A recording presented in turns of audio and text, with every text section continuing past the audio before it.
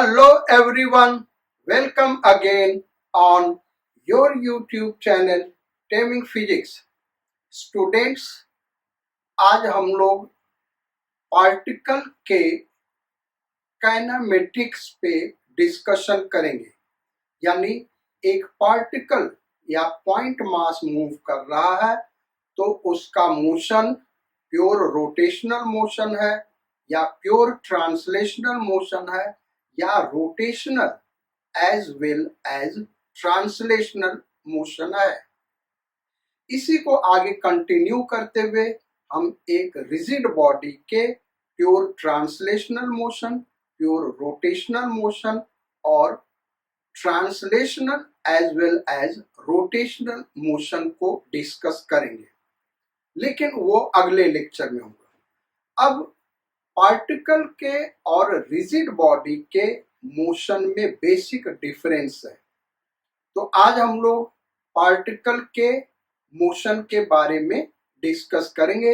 ये कितने प्रकार से मूव कर सकता है, यानी translational motion, rotational motion, translational as well as rotational motion. आज एक पार्टिकल के बारे में ये चीज डिस्कस करेंगे, फिर नेक्स्ट क्लास में रिजिड बॉडी का स्टार्ट करेंगे।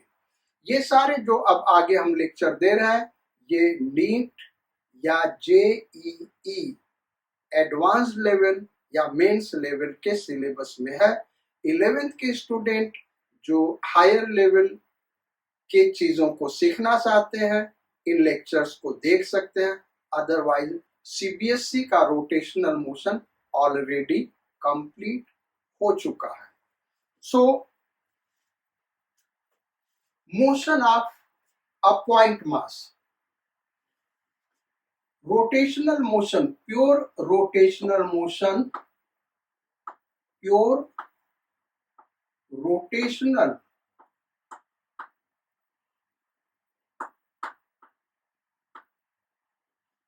motion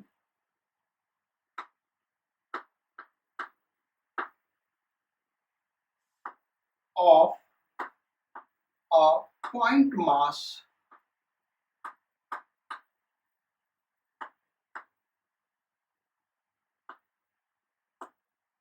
is meaningless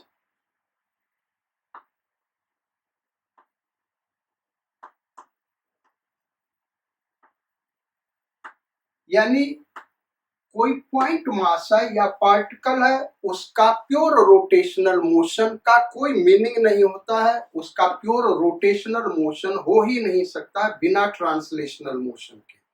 हाँ, रिजिड बॉडी का प्योर रोटेशनल मोशन हो सकता है, उसको हम वहां पे डिस्कस करेंगे। लेकिन अगर कोई पॉइंट मास है तो उसका प्योर रोटेशनल मोशन नहीं हो सकता। क्यों नहीं हो सकता उसको हम डिस्कस करते हैं। जैसे ये पॉइंट मास है और ये इसी पॉइंट मास से पास करने वाले एक्सिस के अबाउट अगर रोटेट कर रहा है तो उसको हम प्योर रोटेशनल मोशन कह सकते हैं। लेकिन पॉइंट मास का रेडियस हम 0 लेंगे, मोमेंट ऑफ इनर्शिया 0 होगा, इसलिए हमने कहा कि इसका प्योर रोटेशनल मोशन मीनिंगलेस है। अब पॉइंट मास स्ट्रेट लाइन पे मूव कर रहा हो या फिर कर्व पाथ पे मूव कर रहा हो, वो कर्व पाथ सर्कुलर पाथ हो सकता है, उन केसेस में उसका translational as well as rotational motion दोनों होता है। जैसे सपोज करो ये एक्स एक्सिस है, ये वाई एक्सिस है और एक पार्टिकल सेंटर को सर्कल लेके इस सर्कुलर पाथ पे मूव कर रहा है। तो इस पॉइंट मास P का ट्रांसलेशनल और रोटेशनल मोशन दोनों है, यानी अकेले रोटेशनल मोशन नहीं है, ये ध्यान रखना, क्योंकि ये बहुत सारे स्टूडेंट्स और टीचर्स को कंफ्यूजन होता है। क्योंकि टाइम के साथ इसका x और y दोनों कोऑर्डिनेट चेंज कर रहा है, इसलिए ये ट्रांसलेशनल मोशन है। और चूंकि इसका पोजीशन वेक्टर जो है वो x एक्सिस से थीटा चेंज कर रहा है, इसलिए ये रोटेशनल मोशन भी है, यानी translational as well as rotational motion दोनों है। ये प्योर रोटेशनल मोशन नहीं है, ये ट्रांसलेशनल और रोटेशनल मोशन दोनों है। ट्रांसलेशनल मोशन क्यों भाई? क्योंकि पार्टिकल का position x y coordinate time के साथ चेंज कर रहा है। रोटेशनल मोशन क्यों है? क्योंकि ये जो पोजीशन वेक्टर है, इसका आर पोजीशन वेक्टर, वो एक्स एक्सिस के साथ एंगल जो क्रिएट कर रहा है वो टाइम के साथ चेंज कर रहा है, इसलिए ये रोटेशनल मोशन भी है।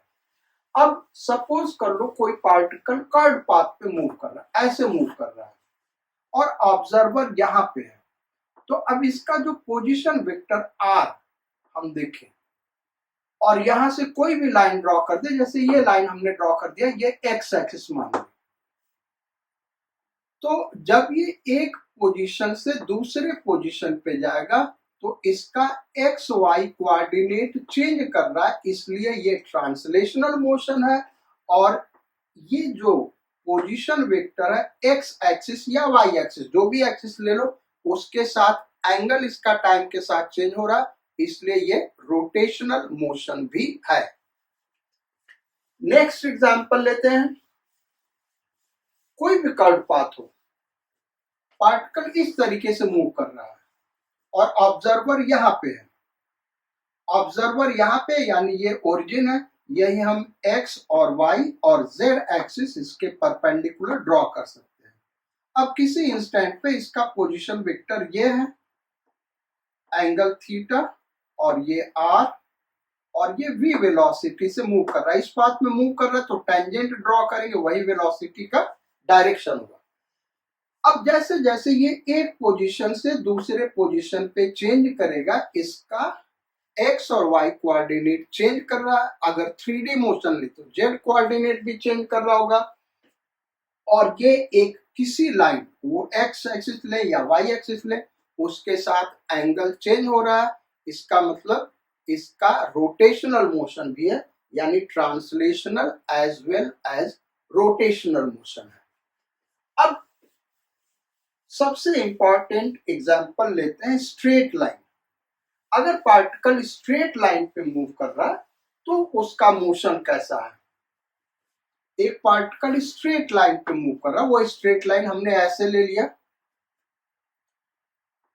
तो दो एग्जांपल हम लेंगे। एक ऑब्जर्वर 1 जो इस स्ट्रेट लाइन पे है, और एक ऑब्जर्वर 2 जो इस स्ट्रेट लाइन पे नहीं है। स्ट्रेट लाइन पे नहीं है तो वो इधर भी हो सकता है, उधर भी हो सकता है, स्पेस में कहीं भी हो सकता है। और पार्टिकल P इसी स्ट्रेट लाइन पे मूव कर रहा है। तो फॉर ऑब्जर्वर 1, ऑब्जर्वर 1 के लिए अगर ये स्ट्रेट लाइन पे मूव कर रहा है तो ये प्योर ट्रांसलेशनल मोशन है, क्योंकि इसका जो पोजीशन वेक्टर है आर, उसका केवल मैग्नीट्यूड चेंज कर रहा है, डायरेक्शन चेंज नहीं कर रहा है। तो ये क्या हो गया? Pure translational motion.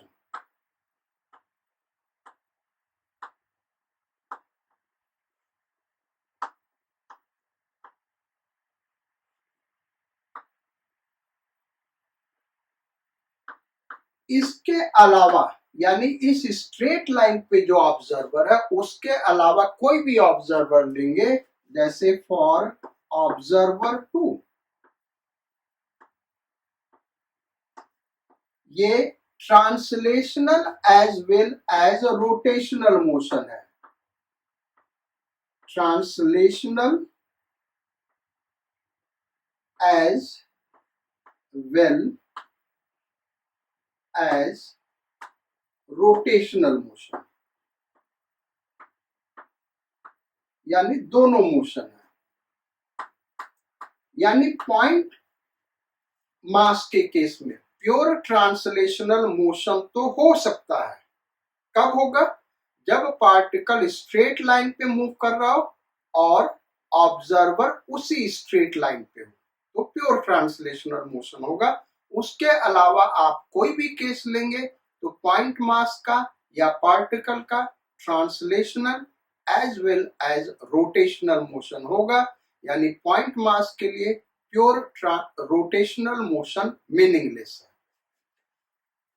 अब ट्रांसलेशनल मोशन के बारे में हम ऑलरेडी बहुत कुछ पढ़े हुए काइनेमेटिक्स में, तो उसको हम यहाँ पे डिस्कस नहीं करेंगे। हम पार्टिकल के रोटेशनल मोशन के बारे में डिस्कस करेंगे। तो दो केस हम कंसीडर करेंगे, एक ऑब्जर्वर या पॉइंट ऑफ रोटेशन या एक्सिस ऑफ रोटेशन फिक्स है, दूसरा पॉइंट ऑफ रोटेशन या एक्सिस ऑफ रोटेशन मूव कर रहा है। दोनों केस के लिए हम ओमेगा पॉइंट मास का कैसे निकालेंगे, एंगुलर वेलोसिटी पॉइंट मास का कैसे निकालेंगे, उसको डिस्कस करेंगे। सो एक एग्जांपल लेते हैं। सपोज करो ये पार्टिकल है, स्ट्रेट लाइन पे मूव कर रहा है और यहाँ पे ऑब्जर्वर है, या जनरल ले लेते हैं, वो किसी भी पाथ पे मूव कर रहा है। ऑब्जर्वर ओ या पॉइंट ऑफ रोटेशन हम ओ मान ले, या एक्सिस ऑफ रोटेशन, एक एक्सिस यहां से पास कर रहा है और एक पार्टिकल किसी पाथ पे मूव कर रहा है। सो किसी इंस्टेंट पे पार्टिकल यहां पे है और इस डायरेक्शन में मूव कर रहा है v वेलोसिटी से। इसको हम यहां से कनेक्ट कर दें, ऑब्जर्वर कुछ यहां ले लेते हैं, क्योंकि जो हम दिखाना चाहते हैं वो तभी दिखा पाएंगे जब एक पर्टिकुलर एंगल हम डिफाइन करना चाहते हैं। ये इस तरीके से है, इसका पोजीशन वेक्टर r है और ये वेलोसिटी भी है। इस इंस्टेंट पे हमको एंगुलर वेलोसिटी निकालना है इस पार्टिकल p का। तो एंगुलर वेलोसिटी डिफाइन कैसे करते हैं, हम क्या करेंगे, इस v को रिजॉल्व कर देंगे अलोंग पोजीशन वेक्टर, यानी पॉइंट ऑफ रोटेशन और पार्टिकल को ज्वाइन कर दे। ये लाइन हो गया OP और ये पोजीशन वेक्टर r। इससे जो वेलोसिटी v एंगल बना रहा है उस एंगल को सपोज कर ले थीटा। तो दो कंपोनेंट मिलेगा, एक ये हो जाएगा v cos थीटा और दूसरा ये हो गया जो r के परपेंडिकुलर है v sin थीटा। तो अगर पॉइंट ऑफ रोटेशन या एक्सिस ऑफ रोटेशन रेस्ट में है तो एंगुलर वेलोसिटी हम कैसे डिफाइन करते भाई, omega is equal to v sin theta upon r।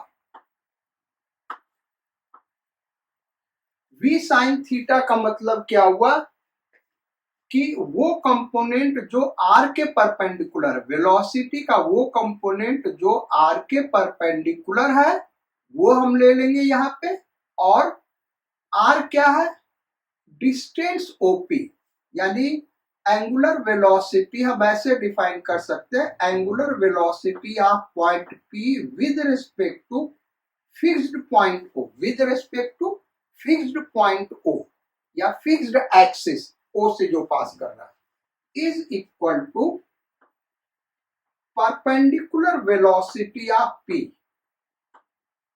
यानी P का वेलोसिटी जो OP के परपेंडिकुलर वो कंपोनेंट अपॉन OP। इसी तरीके से हम एंगुलर वेलोसिटी डिफाइन करते हैं। अब इसी पे एक हम प्रॉब्लम करेंगे और फिर नेक्स्ट टॉपिक डिस्कस करेंगे जिसमें पॉइंट O रेस्ट में नहीं है, यानी वो खुद मूव कर रहा, तब P का हम एंगुलर वेलोसिटी कैसे निकालेंगे उसको डिस्कस करेंगे। सो ये चीज यहीं रहने देते हैं। एग्जाम्पल हम लेते हैं, एक पार्टिकल स्ट्रेट लाइन पे मूव कर रहा है, ये पॉइंट ऑफ रोटेशन है, फिक्स है, O रेस्ट में है, दिस डिस्टेंस इज 50 मीटर, ये 50 मीटर है और एक पार्टिकल है जो इस लाइन पे मूव कर रहा है with velocity 50 metre per second, 10 metre per second लेते हैं, with velocity 10 metre per second. Question क्या है? फाइंड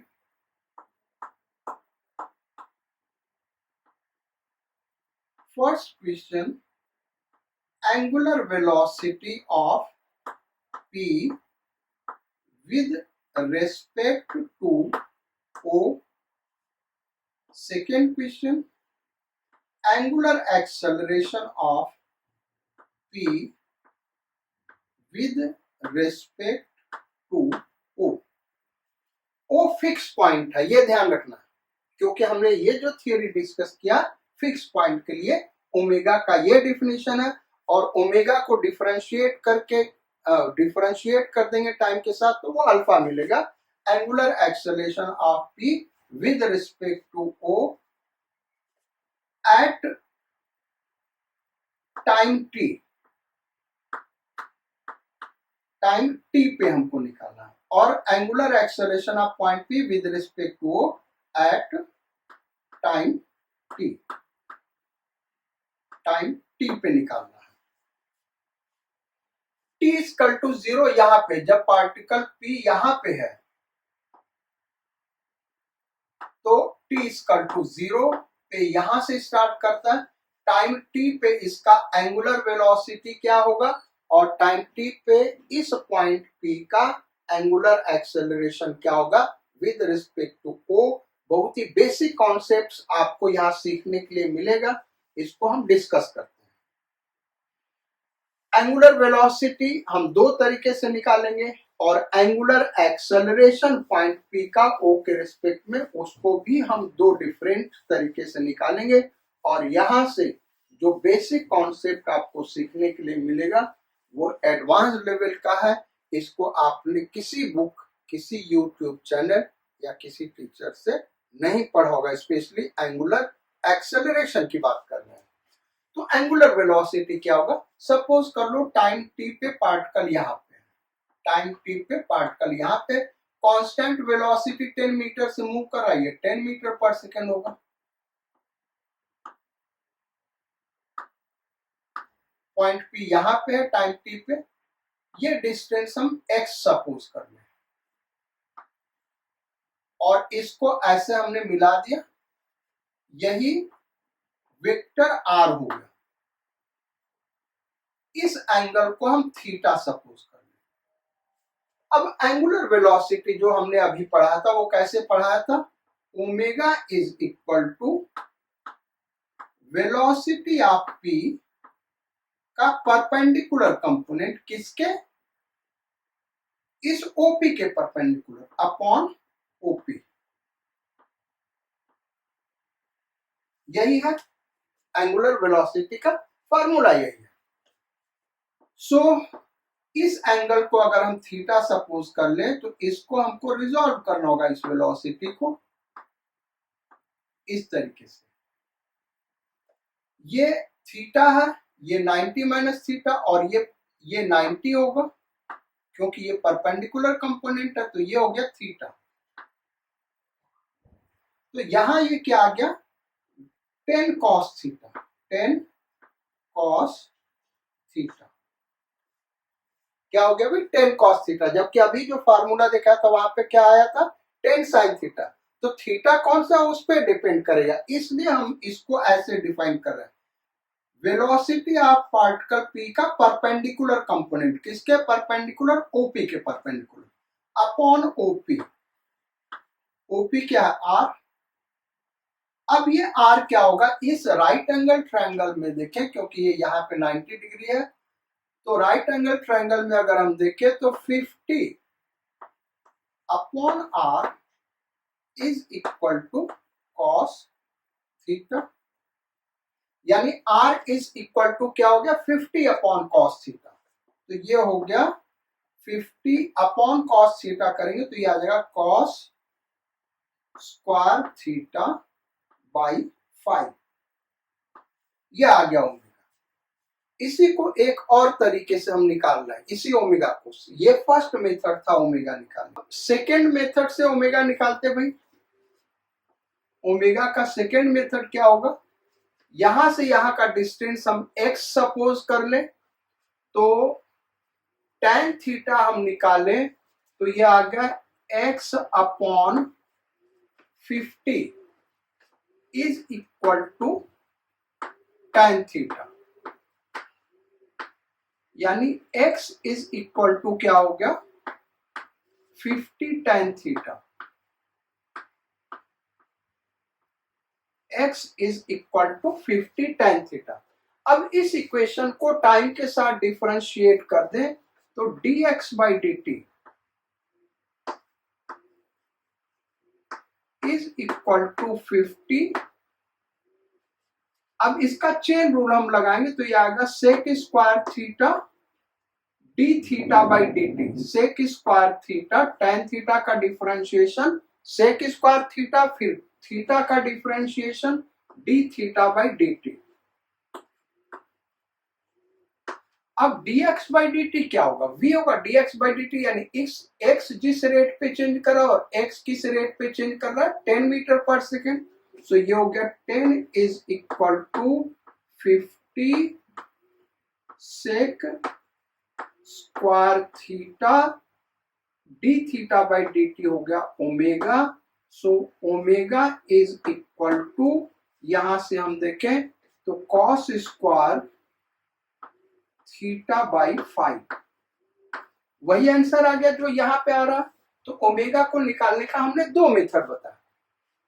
अब बेसिकली हमने जो ओमेगा पूछा है क्वेश्चन में वो टाइम टी पे पूछा है, हमने ओमेगा थीटा एंगल पे नहीं पूछा था, टाइम टी पे पूछा था।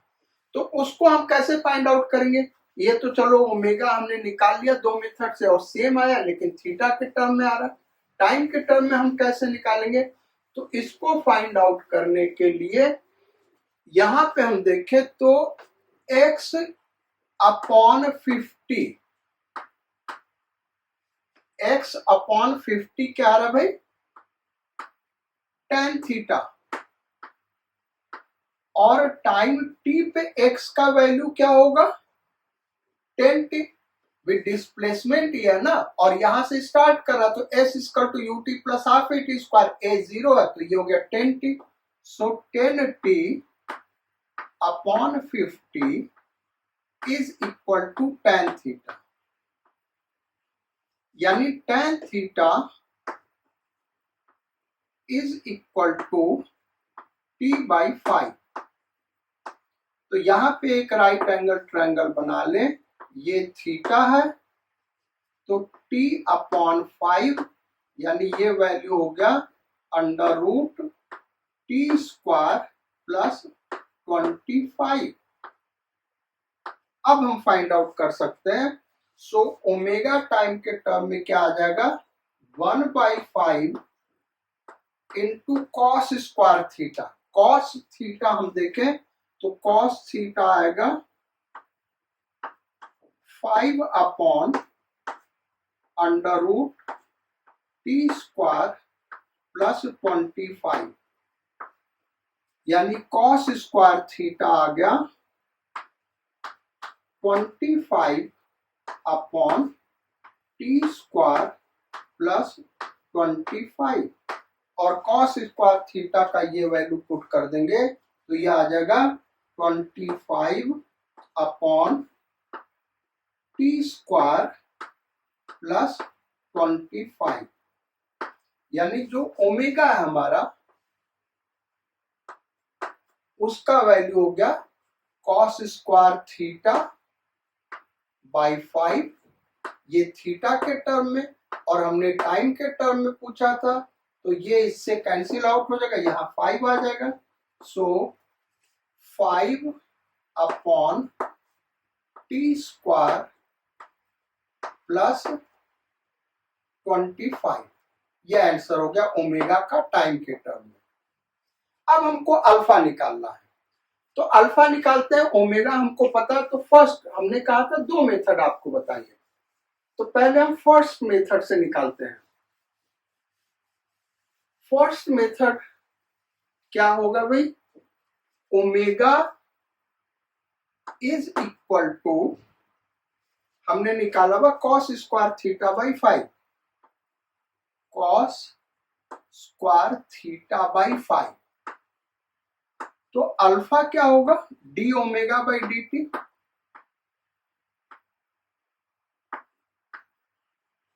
यानी इसी का टाइम के साथ डिफरेंशिएशन, तो 1/5 कांस्टेंट है, कॉस स्क्वायर का डिफरेंशिएशन टाइम के साथ करना है, फिर से चेन रूल लगाएंगे तो ये आ जाएगा 2 cos theta into cos theta का करेंगे minus sine theta into theta का टाइम के साथ करेंगे ओमेगा, तो ये हो गया। तो alpha is equal to -2 cos theta sine theta by 5 omega, और ओमेगा को हम क्या लिख सकते हैं, कॉस स्क्वायर थीटा बाई 5, तो ये हो जाएगा alpha is equal to -2 cos cube theta sine theta by 25। भाई ओमेगा को हमने लिख दिया कॉस स्क्वायर थीटा बाई 5, तो यहाँ कॉस स्क्वायर थीटा बाई 5 रखोगे तो ये कॉस क्यूब थीटा हो गया, और ये बाई 5 है तो 5 इंटू 5 25 अल्फा आ गया हमारा। किसके टर्म में, थीटा के टर्म में। ये है -2 cos cube theta 2 cos cube theta sine theta by 25। अब इसी अल्फा को हम सेकेंड मेथड से निकालेंगे और दिखाएंगे कि यही आंसर आएगा। अल्फा हमने टाइम के टर्म में पूछा था, तो टाइम ये थीटा के टर्म में, टाइम के टर्म में अभी जैसे इसको कन्वर्ट किया वैसे इसको भी कन्वर्ट कर लेंगे। पहले अल्फा का सेकेंड मेथड देखते हैं, सेकेंड मेथड क्या होगा। और सेकेंड मेथड सबसे इंपॉर्टेंट है। सबसे इंपॉर्टेंट क्यों है, जो हमने शुरू में ही डिस्कस किया था कि आपको एक नई चीज सीखने के लिए मिलेगी। अगर हम यहाँ पे पूछे कि इस पार्टिकल के ऊपर टॉर्क क्या लग रहा है अबाउट ओ, तो चूंकि ये कांस्टेंट वेलोसिटी से मूव कर रहा है 10 मीटर पर सेकेंड से, यानी फोर्स क्या होगा, 0, और फोर्स 0 होगा तो टॉर्क क्या होगा, 0। लेकिन tau is equal to I alpha, यहां से हम देखें तो अगर टॉर्क 0 है तो अल्फा नॉन 0 कैसे आ रहा है, भाई फिर अल्फा भी 0 आना चाहिए, और फिर अगर अल्फा नॉन 0 तो टॉर्क 0 आना चाहिए, तो कहीं तो कुछ गड़बड़ है। ये जो हमने कहा कि इस पे टॉर्क 0 लग रहा है क्योंकि फोर्स 0 है, तो फोर्स इनटू परपेंडिकुलर डिस्टेंस, इसके अबाउट टॉर्क 0 होगा, ये हमने करेक्ट लिखा है। अल्फा ये आएगा, ये भी करेक्ट लिखा है, ये फार्मूला ही गलत है, यानी यहां पे लगा रहे हो इसलिए गलत है। किस लिए गलत है, क्योंकि ये फार्मूला सही तभी होगा when I is constant, moment of inertia constant, तभी ये फार्मूला लगता है। क्या यहां पे I कांस्टेंट है, तो आंसर होगा नो। पार्टिकल जब यहां होगा तो moment of inertia mr², r धीरे धीरे इंक्रीज कर रहा है टाइम के साथ, तो मोमेंट ऑफ इनर्शिया इंक्रीज कर रहा होगा, इसलिए I कांस्टेंट नहीं होगा। तो टॉर्क का जो जनरल फार्मूला है वो हम लगाएंगे, torque tau is equal to dl by dt, dl by dt, और L क्या होता, I ओमेगा, ये क्या होता है भाई, I ओमेगा। तो टाउ इज इक्वल टू, अब ये अगर दोनों वेरी कर रहा, जैसा कि इस केस में है दोनों वेरी कर रहा, तो प्रोडक्ट ऑफ टू वेरिएबल्स है, तो ये हो जाएगा I D omega by D T plus omega d I by D t, ये होगा। ये क्लियर हो गया। अब टॉर्क जीरो है, क्योंकि फोर्स जीरो है तो टॉर्क जीरो होगा, इज इक्वल टू आई, इसको लिख देंगे alpha plus omega d I by D T. इसी को फर्दर हम सॉल्व करें तो फर्दर हम कैसे इसको लिख सकते हैं भाई, I alpha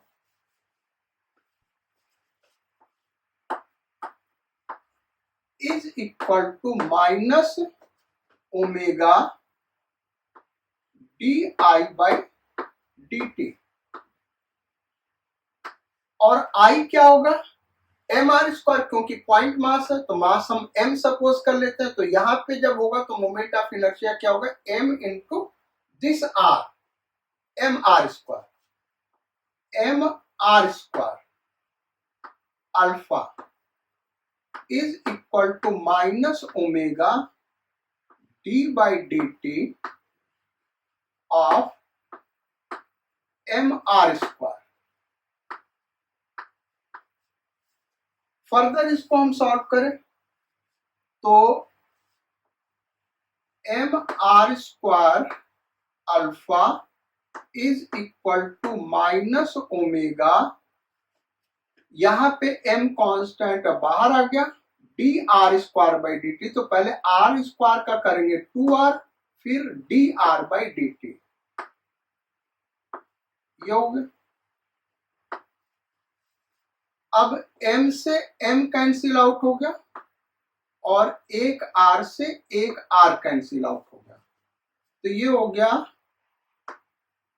r alpha is equal to minus 2 omega, और D are by D T होगा क्या, तो यहां से देखें तो D are by D T यानी r टाइम के साथ किस रेट से चेंज कर रहा है, वो होगा 10 साइन थीटा। भाई ये टाइम के साथ कैसे चेंज कर रहा है, तो इस वेलोसिटी के बराबर होगा, तो ये होगा 10 साइन थीटा।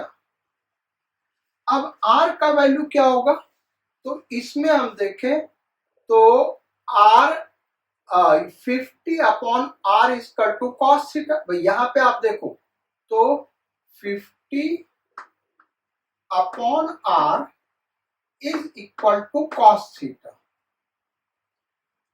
यानी r इक्वल टू क्या हो गया 50 बाई कॉस थीटा, तो यहां पे लिख देंगे 50 by cos theta into alpha is equal to minus 2 omega into 10 sine theta. ये एक जीरो कैंसिल आउट हो गया, so alpha is equal to minus 2 omega cos theta sine theta upon 5। अब ओमेगा का ये वैल्यू वहां पे पुट कर दें तो ये हो गया माइनस 2, ये है कॉस स्क्वायर थीटा बाई 5, तो ये हो जाएगा cos cube theta sine theta upon 25। Alpha का वही आंसर यहाँ पे आ गया जो हमने पहले अलग तरीके से निकाला था, वही आंसर वहां पे मिल रहा है। अब अल्फा टाइम के टर्म में क्या होगा ये हमको देखना है, अल्फा को हमको निकालना है टाइम के टर्म में। सो टाइम के टर्म में निकालने के लिए हम क्या करें, टेन थीटा हमने ऑलरेडी निकाला हुआ था पिछले केस में, ओमेगा को टाइम के टर्म में निकालने के लिए वही तरीका हमको करना होगा। यहां पे हम देखें तो tan theta is equal to x by 50, और x को लिख सकते हैं 10t, velocity into time by 50। So tan theta is equal to t/5। एक राइट एंगल ट्रायंगल ड्रॉ कर ले, ये एंगल थीटा, तो ये t हो गया, ये 5 हो गया और ये हो गया √t² प्लस 25। अब हम अल्फा को निकालते हैं। So alpha equal to -2/25 -2/25 into, पहले साइन थीटा को रख देते। साइन थीटा यहां से देखें तो t/√t² plus 25 into cos cube theta है, तो कॉस क्यूब थीटा को हम लिख सकते हैं cos square theta into cos theta. तो कॉस स्क्वायर थीटा क्या हो जाएगा भाई, 25/t² plus 25 into cos theta क्या हो जाएगा, 5/√t² प्लस 25। अब फर्दर हम सॉल्व करें तो देखो ये 25 कैंसिल आउट हो गया, ये हो गया -10t अपॉन, ये रूट दोनों मल्टीप्लाई कर देंगे तो t² plus 25 into t² plus 25, ये हो जाएगा t² प्लस 25 होल स्क्वायर। ये होगा angular acceleration at time t। अब आते हैं यहाँ पे फिक्स्ड पॉइंट ऑफ रोटेशन था, यानी जिस पॉइंट के अबाउट पार्टिकल रोटेट कर रहा है वो पॉइंट रेस्ट में है। अब अगर वो पॉइंट मूव कर रहा है उस केस में हम एंगुलर वेलोसिटी कैसे निकालेंगे। एंगुलर वेलोसिटी का हम मोस्ट जनरल फार्मूला डिस्कस करने जा रहे हैं और उसी को आगे हम यूज करेंगे।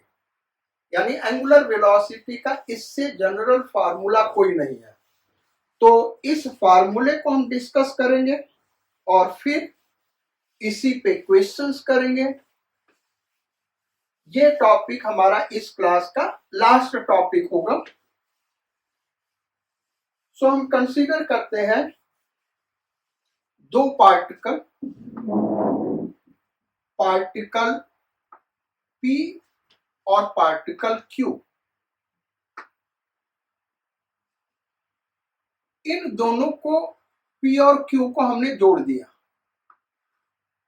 पार्टिकल P का वेलोसिटी है Vp और ये PQ जो जोड़ने वाला लाइन है उससे एंगल जो थीटा बना रहा है ये वेलोसिटी, ये Vp। और पार्टिकल Q का वेलोसिटी VQ और इस लाइन से जो एंगल बना रहा है थीटा Q। ये है भाई, यानी दो पार्टिकल स्पेस में मूव कर रहे हैं, किसी इंस्टेंट पे उनका वेलोसिटी Vp और VQ है और दोनों पॉइंट को पार्टिकल को ज्वाइन करने वाला जो लाइन है उनसे उनका वेलोसिटी वेक्टर जो है एंगल थीटा P और थीटा Q बना रहा है। अब हमको निकालना है angular velocity of Q with respect to P।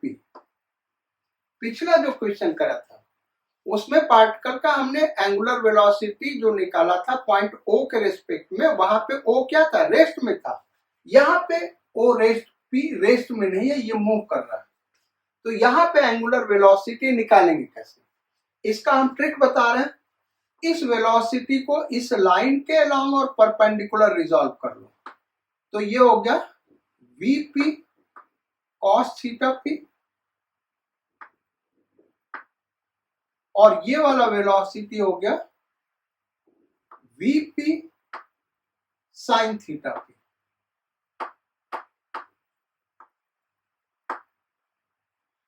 ऐसे इसको रिजॉल्व करेंगे, ये हो गया VQ cos थीटा Q और ये वाला वेलोसिटी हो गया V Q sign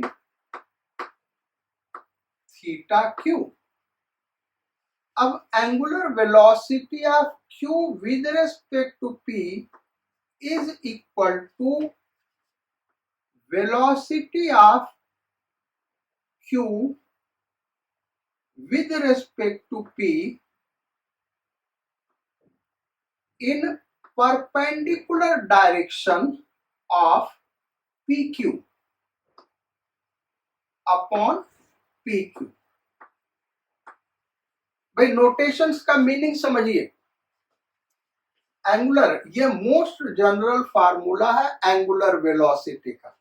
velocity of q with respect to p, ये पॉइंट q है जो यहां पे हमने लिखा हुआ, और ये पॉइंट p है। Angular velocity of q with respect to p is equal to angular velocity of q with respect to p in perpendicular direction of pq upon pq। So is equal to, ये क्या होगा, v q sine theta Q minus V P sine theta P upon P Q. अच्छा, एक चीज और याद रखना, angular velocity of q with respect to p is equal to angular velocity of p with respect to q। ये हमेशा same आएगा, ये ध्यान रखना। Angular velocity of q with respect to p is equal to angular velocity of p with respect to q। जबकि relative velocity में ऐसा नहीं होता। Velocity of p with respect to q आप निकालोगे तो ये ऐसे आ जाएगा, minus times velocity of q with respect to p। भाई जो बात हम कहना चाहते हैं वो समझ रहे हैं कि नहीं? Velocity of p with respect to q is equal to minus times velocity of q with respect to p। ये काइनेमेटिक्स में हमने ये सारा पढ़ाया हुआ है। आप अगर चेक करना चाहते हैं तो इसको चेक कर सकते हैं, ये हमेशा करेक्ट होगा। लेकिन एंगुलर वेलोसिटी के केस में दोनों का एंगुलर वेलोसिटी यानी एक पार्टिकल का दूसरे पार्टिकल के रेस्पेक्ट में एंगुलर वेलोसिटी और मैग्नीट्यूड और डायरेक्शन दोनों में सेम होगा। तो इसके लिए हम एक एग्जांपल लेते हैं और इसको बताते हैं इसका आंसर क्या होगा, और दोनों वेलोसिटी हम निकाल के दिखाएंगे और फिर एक प्रॉब्लम करेंगे, फिर ये क्लास खत्म करेंगे। यहां पे दो पॉइंट हैं, पॉइंट मास P और Q। किसी इंस्टेंट पे इनके ज्वाइन करने वाले लाइन के बीच का डिस्टेंस है 10 मीटर, यानी यहां से यहां तक का सेपरेशन 10 मीटर है। ये मूव कर रहा है with velocity 20 metre per second at an angle of 37 degree, और ये मूव कर रहा है with velocity 50 metre per second at an angle of 53 degree. Problem हमको निकालना है, find omega of Q with respect to P and omega of P with respect to Q। ये हमको फाइंड आउट करना इस गिवन इंस्टेंट पे। दोनों हम निकालेंगे और दिखाएंगे कि दोनों सेम होगा। सो इसको करने के लिए क्या है भाई, ये लाइन हमने ज्वाइन कर दिया, फिर इन वेलोसिटी को रिजॉल्व कर ले along the line perpendicular to the line. तो इसको रिजॉल्व करेंगे तो ये आ गया 20 cos 37। cos 37 होता है 4/5 इंटू 20, तो ये हो जाएगा 4 टाइम्स, यानी ये हो गया 16 मीटर पर सेकेंड। कितना हो गया? 16 मीटर पर सेकेंड। और ये कंपोनेंट कितना हो जाएगा भाई? 20 sin 37, 3/5 होता है, तो 3/5 करेंगे तो ये 12 मीटर पर सेकेंड। ऐसे इसको रिजॉल्व कर ले तो इधर का कंपोनेंट कितना आ गया 50 cos 53 सो 50 cos 53 कितना होगा भाई 3/5 सो 3/5 यानी ये हो गया 30 metre per second 30 metre per second इसको आप फाइंड आउट करोगे तो ये आ जाएगा 40 metre per second 40 metre per second. अब हम निकालते हैं angular velocity of q with respect to p is equal to, तो ये फार्मूला हम देखें परपेंडिकुलर कंपोनेंट का रिलेटिव वेलोसिटी, परपेंडिकुलर कंपोनेंट ये है तो vq माइनस vp यानी 40 माइनस 12 अपॉन इनके बीच का सेपरेशन कितना 10 मीटर और ये कितना हो गया 12 इसमें से घटा दें तो ये 30 28 यानी 2.8 रेडियन पर सेकेंड। डायरेक्शन क्या होगा भाई क्लॉकवाइज एंटी क्लॉकवाइज, डायरेक्शन क्या होगा एंटी क्लॉकवाइज, क्योंकि इसको हम देखो कैसे ऐसा करें, ये हमारा है पॉइंट P और ये है Q, तो angular velocity of Q with respect to P in perpendicular direction of PQ 40 minus 20 ये 28 आ रहा है इस डायरेक्शन में, ये 28 है और ये कितना 10 है, तो यहां से आप देखो तो इसका रोटेशन कैसे हो रहा है एंटी क्लॉकवाइज।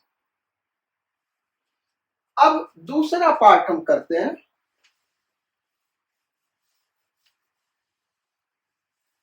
इसी क्वेश्चन का दूसरा पार्ट, और दूसरा पार्ट है angular velocity of p with respect to q is equal to, angular velocity of p with respect to q is equal to, इसको सॉल्व करने के लिए हम यहां पे एक फिगर ड्रॉ कर रहे हैं, ये q है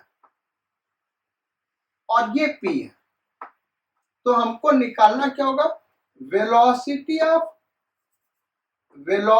of p with respect to q in perpendicular direction of pq, तो velocity of p minus velocity of q, ये माइनस 28 आया, देखो velocity of p minus velocity of q करोगे तो माइनस 28 अपवर्ड डायरेक्शन में आया, यानी 28 डाउनवर्ड डायरेक्शन में आया, इस चीज को ध्यान देना भाई, कितना है 28 डाउनवर्ड डायरेक्शन में। जब हम इसको लिखें अपॉन PQ, यही हमको लिखना है ना भाई, तो velocity of p in perpendicular direction minus velocity of q in perpendicular direction, ये हम फाइंड आउट करेंगे तो माइनस 28 आया किस डायरेक्शन में अपवर्ड डायरेक्शन में, यानी 28 डाउनवर्ड डायरेक्शन में हो जाएगा, तो ये 28 हो गया। जो निगेटिव साइन है वो केवल डायरेक्शन दिखा रहा है, उसको हमने हटा दिया अपॉन 10 2.8 रेडियन पर सेकेंड।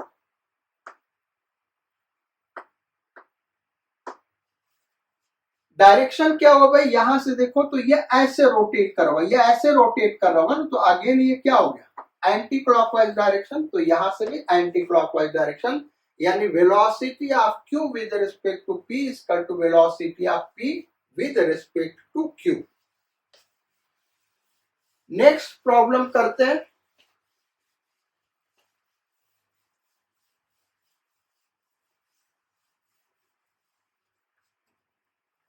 एक रॉड है 10 रेडियन पर सेकेंड से रोटेट कर रहा है, 10 रेडियन पर सेकेंड, और इस पे दो पॉइंट है, एक है P और दूसरा है Q। यहां से यहां तक का लेंथ 5 मीटर और यहां से यहां तक का लेंथ 12 मीटर।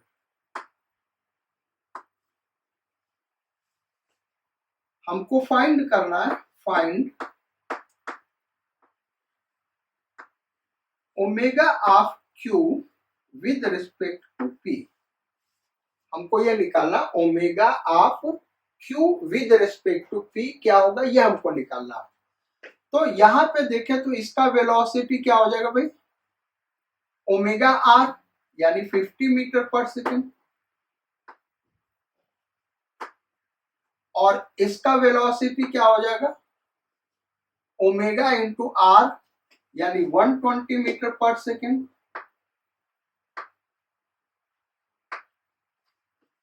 अब omega of Q with respect to P अगर हम निकालें तो ये होगा वी क्यू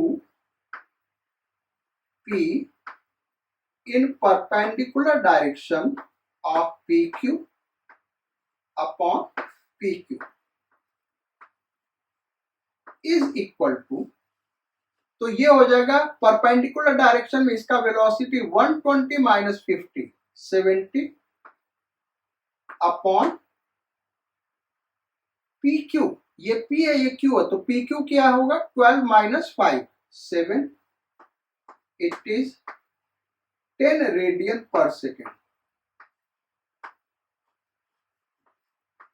डायरेक्शन वही क्लॉकवाइज होगा, डायरेक्शन अगर हम देखें तो क्लॉकवाइज ही होगा, क्योंकि यहाँ पे ये पॉइंट P है, Q का जो वेलोसिटी है P के रेस्पेक्ट में ये 70 आ रहा है और ये 7 है, तो डायरेक्शन क्या आ रहा है क्लॉकवाइज आ रहा है।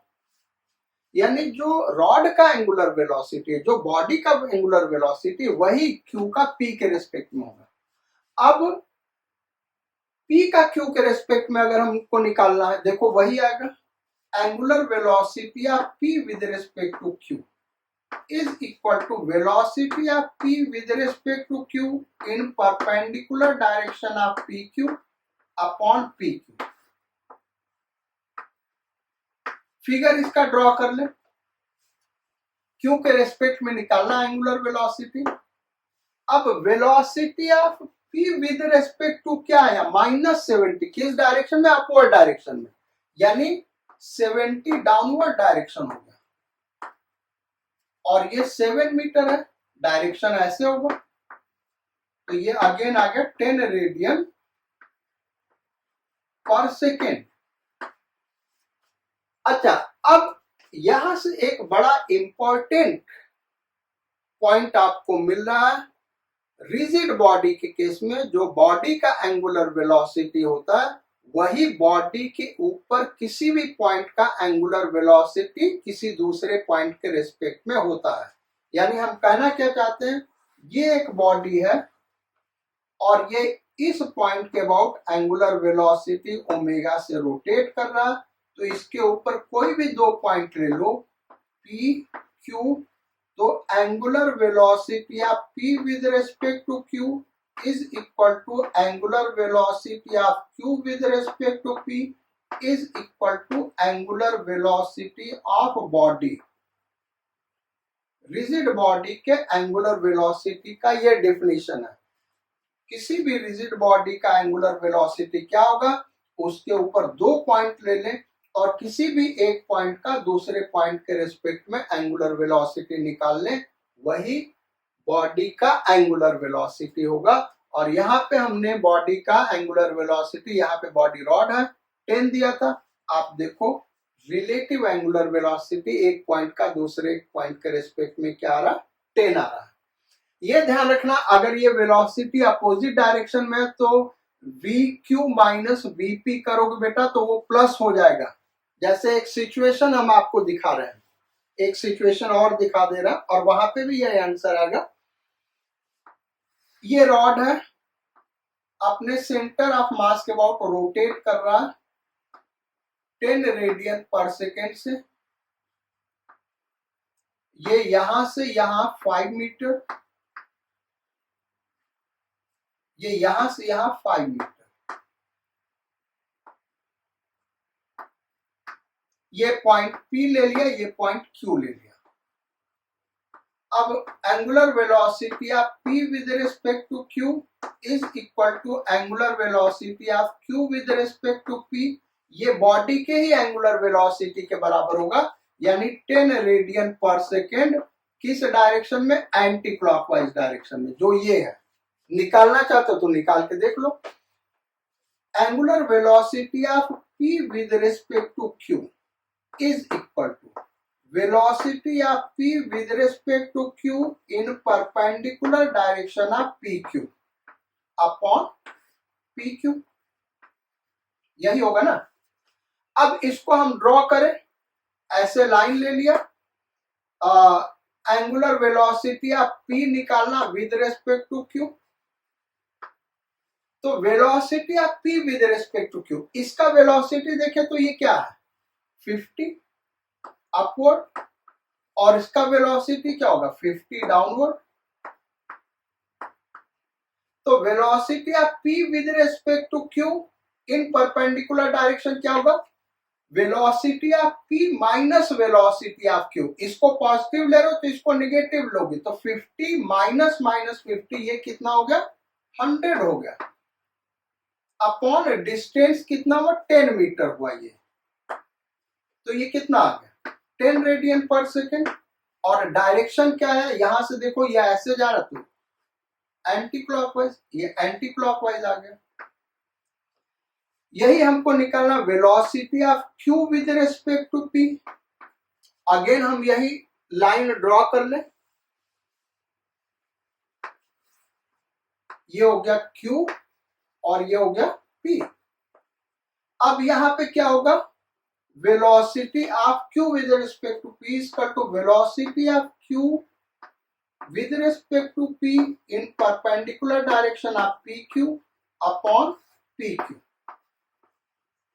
तो velocity of q with respect to p, velocity of q with respect to p, ये हो जाएगा vq minus vp is equal to, अगर हम इसको पॉजिटिव ले रहे हैं तो माइनस ये क्या होगा निगेटिव होगा, कितना हो गया 100, और ये 100 पॉजिटिव आ रहा है, यानी डायरेक्शन क्या होगा डाउनवर्ड होगा, ये डाउनवर्ड होगा, और ये कितना हो गया 10 मीटर। अब इस केस में एंगुलर वेलोसिटी का क्या डायरेक्शन होगा भाई, यही होगा ना, अगेन एंटी क्लॉकवाइज है, ये कितना हो गया 100/10 is equal to 10 anticlockwise. तो ये था हमारा आज का लेक्चर। कैसा लगा ये लेक्चर कमेंट जरूर करिएगा। जो नए व्यूअर्स हैं वो सब्सक्राइब करें हमारे चैनल को और दूसरे फ्रेंड्स को रिकमेंड करें। Thank you for your kind attention in the class. Do hard labour, hard labour से बढ़ के कुछ नहीं है। 99% आपका हार्ड लेबर है, केवल 1% इंटेलिजेंस होता है। अगर आप मेडिकल या इंजीनियरिंग में सेलेक्ट होना चाहते हैं तो इस चीज को ध्यान रखिएगा हमेशा। Thank you, sayonara, god speed and bon voyage.